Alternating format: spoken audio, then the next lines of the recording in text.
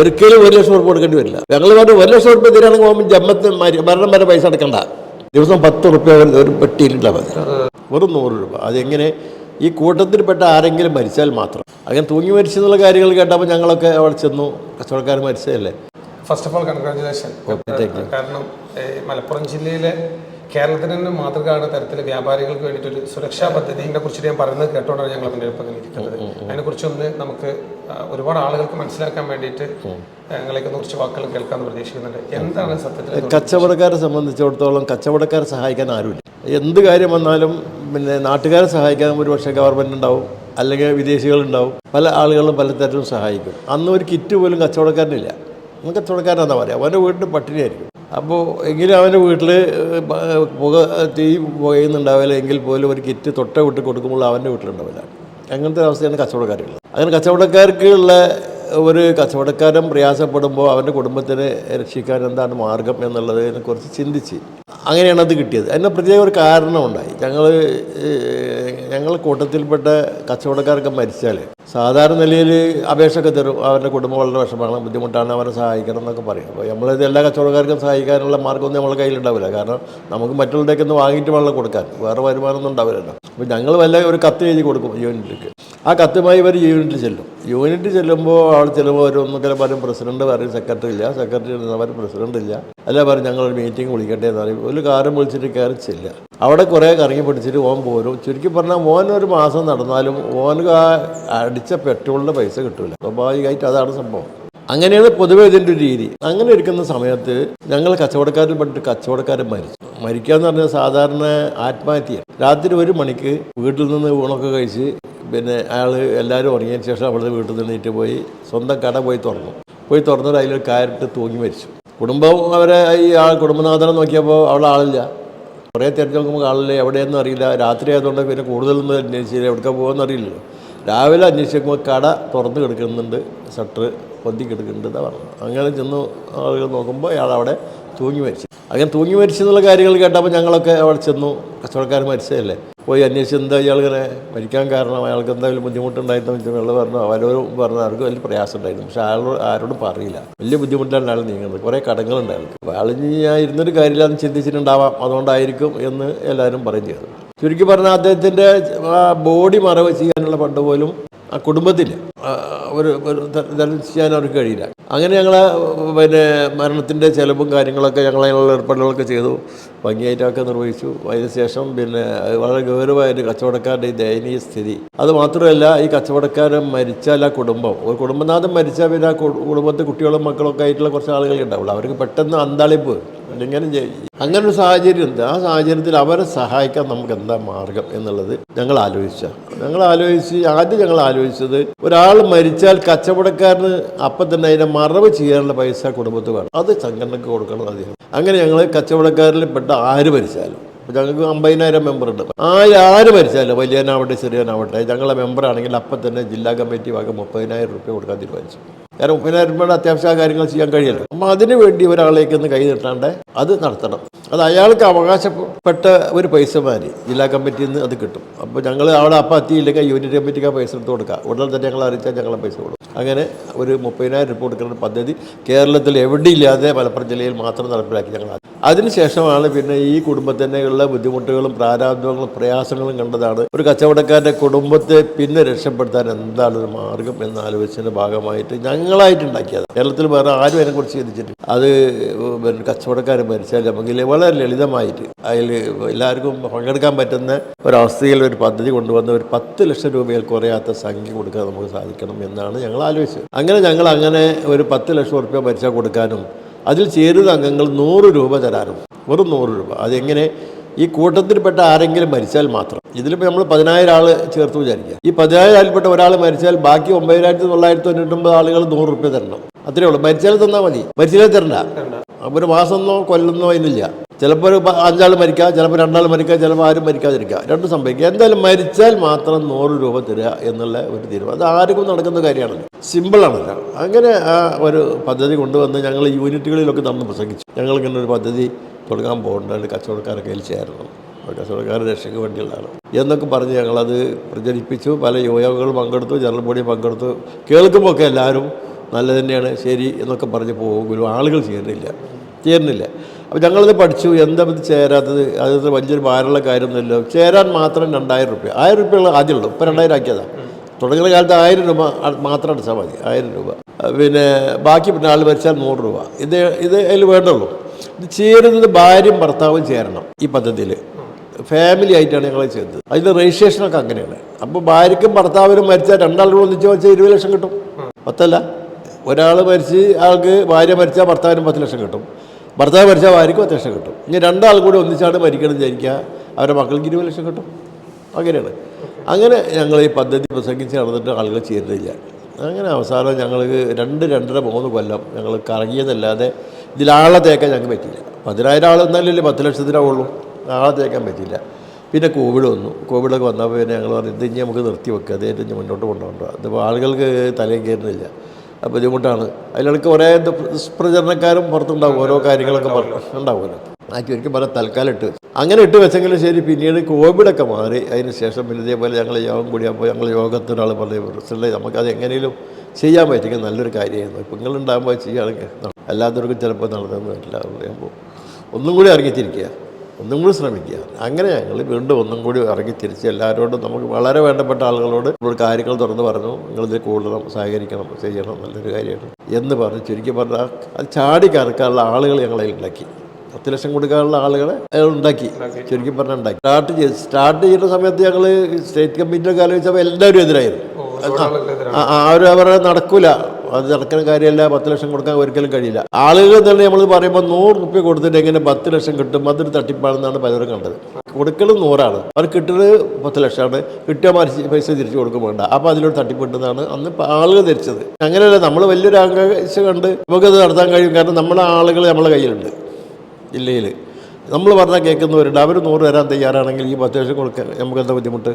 സംസ്ഥാന പ്രസിഡന്റ് കൂടി ആലോചിച്ചു, ഞങ്ങൾക്കൊരു പദ്ധതി അദ്ദേഹം പറഞ്ഞാൽ നടക്കില്ല, അത് ചെയ്യണ്ട, അത് മുന്നോട്ട് പോകാൻ പ്രയാസമാണ്, അത് ചീത്ത പേരുണ്ടാക്കും, അത് ചെയ്യാൻ കഴിയില്ല, 10 ലക്ഷം കൊടുക്കാൻ കഴിയും. ഞാൻ പറഞ്ഞു നമുക്ക് കഴിയുന്ന നമുക്ക് തോന്നുകയാണ്, നമുക്കൊരു ആത്മവിശ്വാസമുണ്ട് എന്ന് പറഞ്ഞു. അങ്ങനെ അയാളെയും കൂടി ലംഘിച്ചിട്ടാണ് ഞങ്ങളെ തുടങ്ങിയത്. അങ്ങനെ അത് തുടങ്ങി ഇപ്പോൾ അത് തുടങ്ങിയിട്ട് 3 കൊല്ലം 4 മാസമായി. അത് 40 മാസം. ഇപ്പോഴത്തെ നിലവിലെ അവസ്ഥ 142 ആൾ ഈ സമയത്തിനിടയിൽ മരിച്ചു. ഇതിൽ 10 ലക്ഷം കൊടുക്കുന്നത് മാത്രമല്ല, ഇത് തിരഞ്ഞെടുക്കപ്പെടുന്ന പല രോഗങ്ങൾക്ക് അഡ്വാൻസ് ആയിട്ട് പൈസ കൊടുക്കും. അതെ, ഇതിപ്പോൾ നമ്മളിപ്പോൾ ഒരു ക്യാൻസർ രോഗിയാണെങ്കിൽ കീം ഉണ്ടെങ്കിൽ എല്ലാ മാസവും 5000 കൊടുക്കും. അതേമാതിരി ഡയാലിസിസ് ചെയ്യുന്ന രോഗിയാണെങ്കിൽ എല്ലാ മാസവും 5000 കൊടുക്കും. ഒരു ഹാർട്ട് ഓപ്പറേഷൻ ഉണ്ടെങ്കിൽ അവരുടെ 25,000 50,000 കഴിഞ്ഞ സ്കീമുണ്ട്. അങ്ങനെ പല കാര്യങ്ങളും ഒരു ബൈപ്പാസിനാണ് അങ്ങനെ കൊടുക്കും, ഒരു കിഡ്നി ഓപ്പറേഷനാണ് അങ്ങനെ വേണമെന്ന് കൊടുക്കും. അങ്ങനെ പ്രധാനപ്പെട്ട 5-8 രോഗങ്ങളെക്കുറിച്ച് അതിൽ പറയുന്നുണ്ട്. ആ രോഗങ്ങൾക്ക് അഡ്വാൻസ് ആയിട്ട് പൈസ കൊടുക്കും. ഈ പൈസ 10 ലക്ഷം ഇയാൾ മരിക്കുന്ന കാലത്ത് തിരിച്ചു കൊടുത്താൽ അപ്പോൾ അയാൾ മരിക്കുന്ന കാലത്ത് ഒരു എത്ര കൊല്ലം കഴിഞ്ഞാൽ അത്ര കാലം വരെ കൊടുത്തിട്ട് അന്ന് അത് കഴിച്ച് ബാക്കി പണേ അവർക്ക് കൊടുക്കും. 10 ലക്ഷം ഇപ്പോൾ കൊടുക്കുന്ന പൈസ ഞങ്ങളിങ്ങനെ കണക്ക് വെക്കും. പൈസ തിരിച്ചിങ്ങോട്ട് തരേണ്ട കാര്യമില്ല.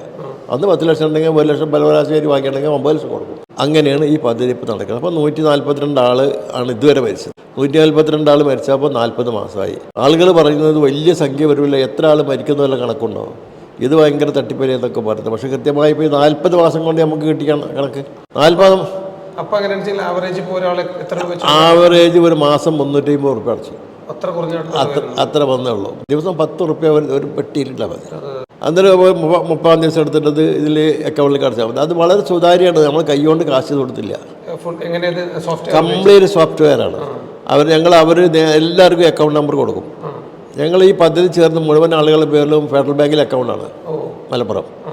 അവരെ ഒരു ആപ്പ് നമ്പറുണ്ട്. ആ നമ്പറിൽ അവർക്ക് നേരിട്ട് ബാങ്കിലേക്ക് പൈസ അയക്കാം. നമ്മളെ മൊബൈലൊക്കെ നോക്കിയാൽ ആപ്പ് കാണും. അതിൽ ഒരാൾ മരിച്ചാൽ അപ്പോൾ 100 റുപ്യ കട്ടായി പോകും. ഇപ്പോൾ 1000 ഉണ്ടെങ്കിൽ ഒരാൾ മരിച്ചിട്ടുണ്ടെങ്കിൽ അത് 900 ആയി ഉണ്ടാവും. അതേപോലെ നിങ്ങൾ 1000 ഇട്ടുണ്ടെങ്കിൽ 1000 രൂപ ആയിട്ട് അതിൽ കാണിക്കും. അതിലിട്ട് അത് മാത്രം ഡീൽ ചെയ്താൽ മതി, വേറെ എവിടെയും പോകണ്ട. ഇത് നോക്കിയാൽ അതിലേക്ക് ഓട്ടോമാറ്റിക്കലി പൈസ തന്നോളും. ബാങ്കിൽ നിന്നാണ് പൈസ, ഞങ്ങൾ കൈകൊണ്ട് വാങ്ങില്ല. പൈസ നേരെ ബാങ്കിലേക്ക്, ബാങ്കിൽ നിന്ന് നേരെ ഞങ്ങൾ കൊടുക്കുന്ന ചെക്ക്. കൈകൊണ്ട് പൈസ തൊടുന്ന പരിപാടിയോ തീരുമാനം ചെയ്യാനോ വേറെ കാര്യങ്ങൾക്കോ ഒന്നും പറ്റില്ല. ഇങ്ങനെയൊക്കെ ഇപ്പോൾ നമ്മൾ 142 ആൾക്ക് കൊടുത്ത് 1 കോടിയോളം രൂപ ഈ നിലക്ക് ചികിത്സാ സഹായം കൊടുത്തു. 1 കോടിയോളം കൊടുത്തു ഇപ്പോൾ ഇതുവരെ കൊടുത്തു. ഇപ്പോൾ 10-60 ആളുകൾക്ക് ഇപ്പോൾ സ്ഥിരം കൊടുത്തുകൊണ്ടിരിക്കുന്നുണ്ട്. അപ്പോൾ അതിൻ്റെ പുറമെ ഇപ്പോൾ നമുക്ക് ഒരു ഡയാലിസിസ് സെൻ്റർ ഉണ്ടാക്കാൻ നമുക്ക് താല്പര്യമുണ്ട്. ഇതിൽ ഫണ്ട് ബാക്കിയുണ്ട്. അതുകൊണ്ട് ഇപ്പോൾ നമ്മൾ സ്ഥലം മേടിച്ചു. 6.5 കോടി റുപ്യക്കാണ് സ്ഥലം മേടിച്ചു. ഫുൾ വൈറ്റ് കൊടുത്ത് പിന്നെ ആനക്കയത്ത് അനക്കകത്ത് ആനക്കയത്ത് മേടിച്ചു. ആനക്കയത്ത് മേടിച്ചപ്പോൾ നല്ലൊരു വീടും നല്ല ക്ലീൻ ഒരു സ്ഥലമാണ്. അപ്പോൾ അവിടെ പല പ്രൊജക്റ്റ് ഞങ്ങൾ ഇതോടെ കൂട്ടിക്കൊണ്ടിട്ടുണ്ട്. ഒക്കെ വ്യാപാരികൾക്ക് ഉപകരിക്കുന്ന തരത്തിലുള്ള കാര്യങ്ങൾ ചെയ്യാനാണ് ഉദ്ദേശിക്കുന്നത്. പ്രധാനമായിട്ടുള്ള ഡയാലിസിസ് സെൻ്ററാണ് ആദ്യമായിട്ട് ഞങ്ങൾ പോയി ഓപ്പൺ ചെയ്യുക. അതിനുള്ള ശ്രമത്തിലാണ് ഇപ്പോൾ ഞങ്ങളുള്ളത്. ഒറ്റ മാനദണ്ഡമുള്ള വ്യാപാരി ആയിരിക്കണം മാത്രം. വ്യാപാരി ആയിരിക്കണം. വ്യാപാരിക്ക് മാത്രമാണ് ഇപ്പോൾ അതിലുള്ളത്. ഇപ്പോൾ അല്ലാത്ത രണ്ടാമത്തെ ഇപ്പോൾ ഞങ്ങളിപ്പോൾ ഇപ്പോൾ വൈസ് എന്ന് പറഞ്ഞിട്ട് പരിപാടി തുടങ്ങാൻ പോകുന്നുണ്ട്. അതിലും ഇതേപോലെ ഉണ്ട്. അതിന് 10 ലക്ഷം കൊടുക്കുക, അത് 5 ലക്ഷം. പക്ഷെ അത് അടച്ച പൈസ തിരിച്ചു കൊടുക്കും. ഇതിൽ പൈസ തിരിച്ചു കൊടുക്കില്ല, തിരിച്ചു വാങ്ങൂല ആരേക്കൊന്നും. ഇതിലാരോ തരികയാണെങ്കിൽ നമ്മൾ പറഞ്ഞ് ചാരിറ്റി ആയിട്ട് തരണം. ഇത് ആലോചിച്ച് കഴിഞ്ഞാൽ വലിയൊരു ജീവകാരുണ്യ പ്രവർത്തനം കൂടെയാണ്. കാരണം ഒരാൾ മരിച്ചാൽ നമ്മളൊരു 100 രൂപ കൊടുക്കുന്നു, അത്രേ ഉള്ളൂ. പക്ഷെ കിട്ടുന്ന ആൾക്ക് സംബന്ധിച്ചിട്ട് വലിയൊരു പൈസ കിട്ടും. വലിയൊരു പൈസയാണ്. ഇത് തരണോനോട് പറഞ്ഞാൽ നാളെ എനിക്ക് പൈസ കിട്ടണമെന്ന് ആലോചിച്ചതിൽ ചേരുന്ന തരും. ആ, നിങ്ങൾ ഒരാളെ സഹായിക്കാനാണ് 100 തരുന്നത്. ഒരാളെ സഹായിക്കാൻ ഒരു 100 രൂപ തരുന്നത് മാത്രമേ നിങ്ങൾ കരുതുന്നുള്ളൂ. പക്ഷെ നിങ്ങൾക്ക് സംഭവിച്ചാൽ നിങ്ങൾ കുട്ടികൾക്ക് കിട്ടിക്കോളും. വലിയൊരു ആയുസൊക്കെ ഉള്ള ആളെ സംബന്ധിച്ചിട്ട് അയാൾ ചിലപ്പോൾ ആലോചിക്കുകയാണ്, ചിലപ്പോൾ നഷ്ടമായിട്ടൊക്കെ തോന്നും. ഒരിക്കലും നഷ്ടം പറ്റില്ല. 100 കൊല്ലം ജീവിച്ചാൽ എത്ര ആയി കൊടുക്കണം? അത്ര ആളെ പിന്നെ ഇപ്പം ഈ ഇപ്പോഴത്തെ കണക്ക് വെച്ച കുട്ടികൾക്ക് എത്ര കാശാണ് വേണ്ടിയിട്ടത്? ഒരിക്കലും 1 ലക്ഷം ഉറുപ്പ് കൊടുക്കേണ്ടി വരില്ല. വരില്ല, ഒരിക്കലും വരില്ല. ഞങ്ങൾ പറഞ്ഞു 1 ലക്ഷം ഉറുപ്പ് തരികയാണെങ്കിൽ പോകുമ്പോൾ ജമ്മത്ത് മരണം വരെ പൈസ അടക്കണ്ട.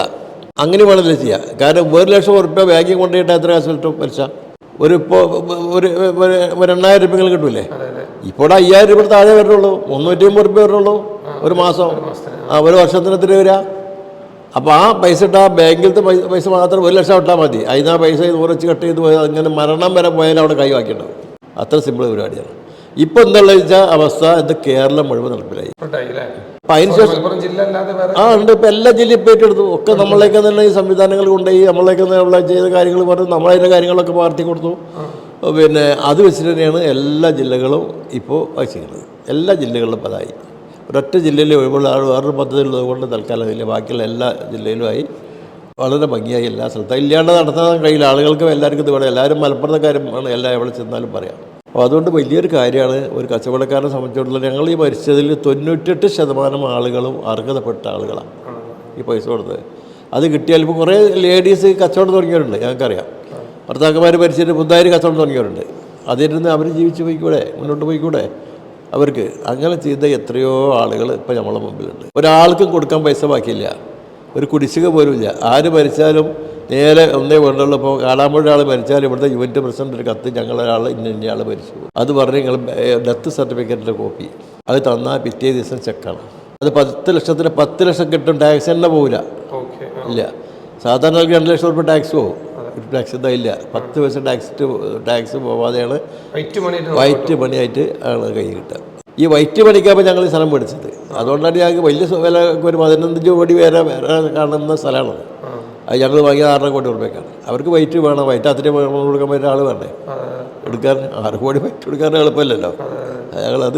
ഞങ്ങളുടെ കയ്യിൽ കാശ് ബാങ്കിൽ വൈറ്റാണ്, ഒരു ക്ലീൻ കാശാണ്. അത് കൊടുത്തുകൊണ്ട് ഞങ്ങൾ ആ സ്ഥലം മേടിച്ച് ഇപ്പോൾ സ്വതന്ത്രമായി അവിടെ കിടക്കുന്ന എല്ലാ പറമ്പാണ്.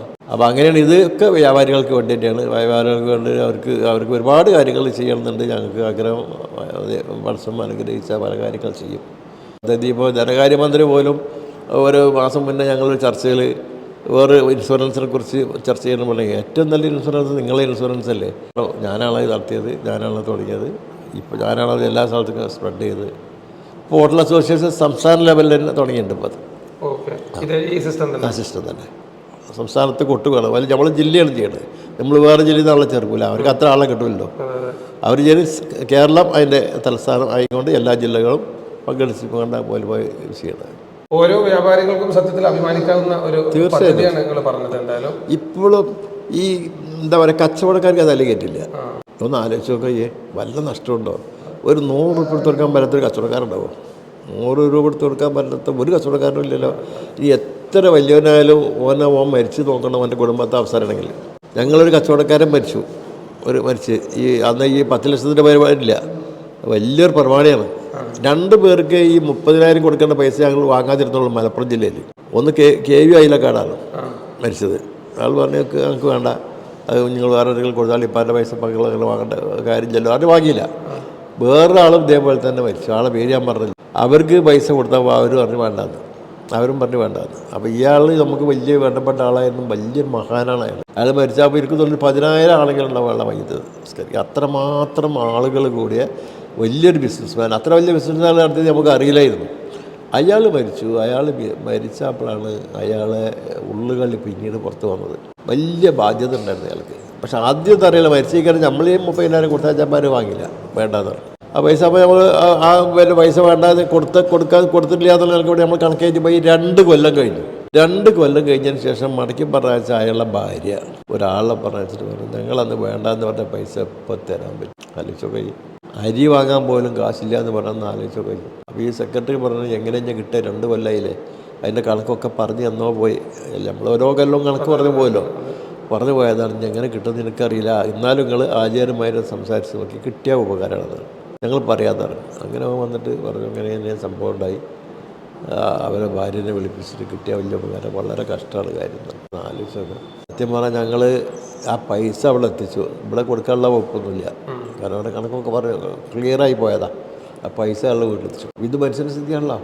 എത്ര വലിയവരായിരുന്ന കാര്യം, എന്തെങ്കിലും സംഭവിക്കുമ്പോൾ അപ്പോൾ അറിയുള്ളൂ. അപ്പോൾ നമ്മളെല്ലാ കടക്കാരും എല്ലാവരും കൂടി മെമ്പർഷിപ്പ് അല്ല, മെമ്പർഷിപ്പ് ഒന്നുമില്ല. അവൻ്റെ ബുദ്ധിയും ബാധ്യതയും മുന്നോട്ട് പോകാൻ കഴിയാത്ത ബുദ്ധിമുട്ടും അപ്പോഴേ അറിയുള്ളൂ.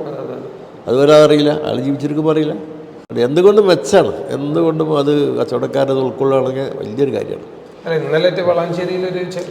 ഇന്നലെ മരിച്ചു. അപ്പോൾ എല്ലാവരും മരിച്ചൊക്കെ നോക്കണപ്പോൾ എന്തെന്നറിയോ, എനിക്ക് എൻ്റെ ഏറ്റവും വലിയ സ്നേഹിതൻ്റെ മോളെ കല്യാണം കഴിച്ച ആളാണ്. എനിക്ക് എത്താൻ കഴിഞ്ഞില്ല, ഞാൻ വേറെ സ്ഥലത്താണ്. ഞാനും ആദ്യം അന്വേഷിച്ചാൽ പദ്ധതിയിലുണ്ടോന്നാ. ഇതിപ്പോൾ 10 വർഷം കിട്ടിയിരുന്നില്ല കുടുംബത്തിന്, പക്ഷെ ചേർന്നില്ല. എന്ത് ചെയ്യാൻ പറ്റും? ചെറുപ്പക്കാരൊക്കെ നല്ല ജനം തുള്ളിക്കാം. ഞാൻ കാളികാവിൽ ചേർത്തെന്ന് നോക്കുമ്പോൾ ആണും പെണ്ണും ഒക്കെ ചെറുപ്പക്കാർ, എല്ലാവരും കയറി തന്നെ 100 കണക്കിന് ആളുകൾ. വീഡിയോ കാണുന്ന ഓരോ വ്യാപാരികളും തീർച്ചയായിട്ടും ഈ ഒരു സുരക്ഷാ പദ്ധതിയെ കുറിച്ചിട്ട് തീർച്ചയായിട്ടും നിങ്ങൾ ഒന്നും കൂടെ മനസ്സിലാക്കണം. നമ്മളെ പ്രിയപ്പെട്ട കുഞ്ഞാവാജി പറഞ്ഞ പോലെ ഇതിനെക്കുറിച്ച് കൂടുതൽ മനസ്സിലാക്കിയിട്ട് നിങ്ങൾ ഓരോരുത്തരും ഇതിൽ മെമ്പർഷിപ്പ് എടുക്കണം, ഇതിൽ അംഗത്വം എന്ന് വളരെ താല്പര്യത്തോടുകൂടി അഭ്യർത്ഥിക്കുന്നു. എന്തായാലും എനിക്കും ഇത്ര സമയം സംസാരിക്കാൻ ഇനിയും നല്ല നല്ല പദ്ധതികളുമായിട്ട് മുന്നോട്ട് വരാൻ കഴിയും. പ്രാർത്ഥിക്കുക. ഓക്കെ.